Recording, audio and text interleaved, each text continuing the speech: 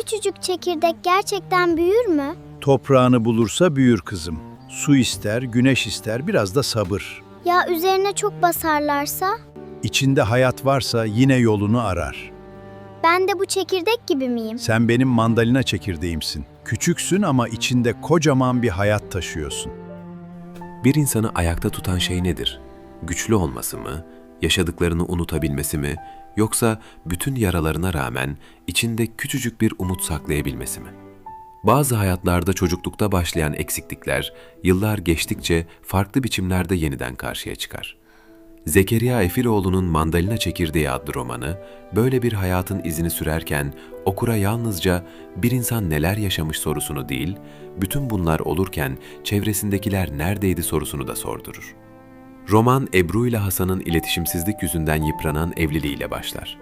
Ebru'ya gönderilen bir ajanda anlatının yönünü değiştirir. Bu ajandada Aybike adlı bir kadının çocukluğundan yetişkinliğine uzanan hayat hikayesi vardır. Ebru ajandayı okumaya başlar. Aybike'nin geçmişine girerken onun yaşadıklarının Ebru'nun bugünkü hayatını nasıl ayna tuttuğunu görür. Böylece eser yalnızca acıların sıralandığı bir metin olmaktan çıkar, yaşanmış bir hayatın başka bir insanın kararlarını değiştirebileceğini gösterir. Aybike'nin çocukluğu, aidiyet duygusunun sürekli yaralandığı bir ortamda geçer. Babasından uzak büyür, aile içindeki tartışmalara ve şiddete tanık olur. Sevgiye ihtiyaç duyduğu yaşlarda kendisini evinde bile fazlalık gibi hisseder. Çocukken taşıması gereken tek şey okul çantası iken, yetişkinlerin öfkesini, yoksulluğu ve terk edilmişliği de omuzlarına almak zorunda kalır. Roman çocukların anlayamadıkları olayları bile bütün ağırlığıyla hissettiklerini gösterir. Aybike konuşamaz, korkuları ve aidiyet arayışı ise iç dünyasını ortaya koyar. Bu karanlık çocukluğun içindeki en güvenli kişi dedesidir.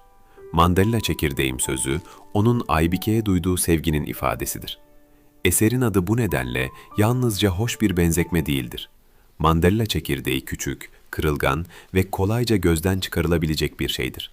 Fakat uygun toprağa düştüğünde büyüme ihtimalini içinde taşır. Aybike de çevresindeki insanların değersizleştirdiği bir çocukken içinde güçlü bir yaşama isteği barındırır. Dedesinin sevgisi, onun bütünüyle yıkılmasını engelleyen temel dayanaklardan biri olur.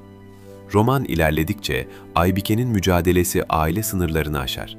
Çocuk yaşta çalışmaya başlaması, iş hayatındaki adaletsizliklerle karşılaşması, kadın olduğu için küçümsenmesi, tacize uğraması ve kendi hayatı üzerinde söz sahibi olmaya çalışması, anlatının toplumsal yönünü güçlendirir. Aybike'nin yaşadıkları kişisel talihsizlikler gibi görünse de, arka planda kadının susmasının erdem, itiraz etmesinin ayıp sayıldığı bir düzen vardır. Aileyi koruma sorumluluğu çoğunlukla kadına yüklenirken, şiddet çevredeki insanlar tarafından görmezden gelinir. Aybike'nin evlilik hayatı da çocukluğunda yaşadığı güvensizliğin başka bir biçimde devamıdır. Sevgi ararken baskıyla, korunmak isterken yeni tehditlerle karşılaşır. Roman şu gerçeği gösterir. Çocukluk yaraları, insan büyüdüğünde kendiliğinden kapanmaz. Sevgiye aç bırakılmış biri, kendisine uzatılan her eli güvenli sanabilir. Aybike'nin bazı kararları dışarıdan bakıldığında yanlış görünebilir. Fakat yazar bu kararları yargılamak yerine onların arkasındaki yalnızlığı anlamaya çalışır. Eserin güçlü yanlarından biri, şiddeti yalnızca fiziksel saldırıdan ibaret göstermemesidir. Aşağılama, ekonomik baskı, tehdit, susturma, suçlama ve bir insanın akıl sağlığını sürekli sorgulatma da şiddetin parçalarıdır. Aybike'nin sonunda deli olarak damgalanması, romanın en sert toplumsal eleştirilerinden biridir.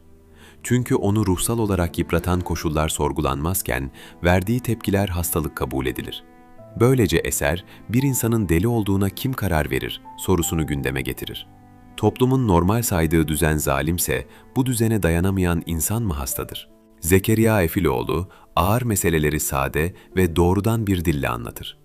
Birinci kişi anlatımı sayesinde okur, Aybike'nin korkusuna, öfkesine ve çaresizliğine yakından tanıklık eder. Kısa ara başlıklar ve şiirler, anlatıya duygusal bir ritim kazandırır. Acıların ard arda sıralanması, bazı bölümlerde yorucu olsa da metnin samimiyeti güçlüdür.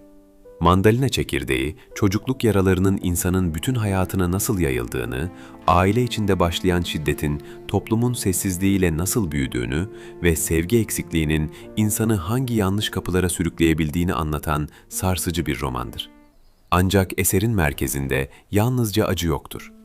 Dedesinin avucuna bıraktığı küçücük bir çekirdek gibi, Aybike'nin içinde de hiçbir zaman bütünüyle yok olmayan bir yaşama isteği vardır. Roman bittiğinde okurun aklında yalnızca Aybike'nin başına gelenler kalmaz. Zamanında söylenmeyen bir sözün, uzatılmayan bir elin ve görmezden gelinen bir çocuğun hayatında neleri değiştirebileceği de kalır. Çünkü bazı insanlar güçlü oldukları için değil, onları gerçekten seven tek bir insanın sözünü ömürleri boyunca içlerinde taşıdıkları için hayatta kalırlar.